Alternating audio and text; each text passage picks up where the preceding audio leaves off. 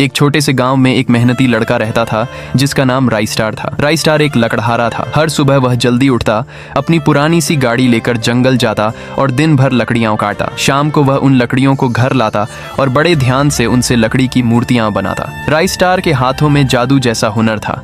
उसकी बनाई हुई मूर्तियां इतनी असली लगती थीं कि लोग दूर दूर से उन्हें देखने और खरीदने आते थे। और राइस्टार दिन ब दिन अमीर होता जा रहा था। एक दिन सुबह हमेशा की तरह राइस्टार जंगल गया। वह लगातार पेड़ काटा रहा। धीरे धीरे उसने आधा जंगल काट दिया। थककर उसने अपनी कुल्हाड़ी एक बड़े पेड़ के पीछे रख दी और कटी हुई लकड़ियों को गाड़ी में भरकर घर चला गया। लेकिन जल्दी में वह अपनी कुल्हाड़ी जंगल में ही भूल गया। रात हो चुकी थी। जंगल में गहरी शांति छाई हुई थी। हवा भी धीरे धीरे पेड़ों के पत्तों को हिला रही थी। तभी अचानक पेड़ों के पीछे से हल्की सी हलचल हुई। अंधेरे से एक अजीब सा दानव बाहर निकला। वह दानव पूरी तरह सोने का बना हुआ लग रहा था। उसका शरीर ऐसे चमक रहा था जैसे उसमें सूरज की रोशनी कैद हो। जैसे ही उसने जमीन पर पड़ी राइस्टार की कुल्हाड़ी उठाई, चमक! कुल्हाड़ी अचानक सोने की कुल्हाड़ी में बदल गई। पूरा जंगल एक पल के लिए सुनहरी रोशनी से चमक उठा। दानव धीरे से मुस्कुराया और फिर अंधेरे में गायब हो गया। सुबह हुई। राइस्टार अपने घर में सो रहा था। अचानक उसे याद आया, अरे मेरी कुल्हाड़ी तो जंगल में ही रह गई। वह तुरंत उठकर जंगल की तरफ दौड़ा। जंगल पहुंचकर उसने घंटों तक अपनी कुल्हाड़ी ढूंढी। आखिरकार उसे वह पेड़ के पीछे मिल गई। जैसे ही राइस्टार ने कुल्हाड़ी उठाई, उसने देखा कि कुल्हाड़ी सोने की तरह चमक रही थी। राइस्टार थोड़ा हैरान हुआ,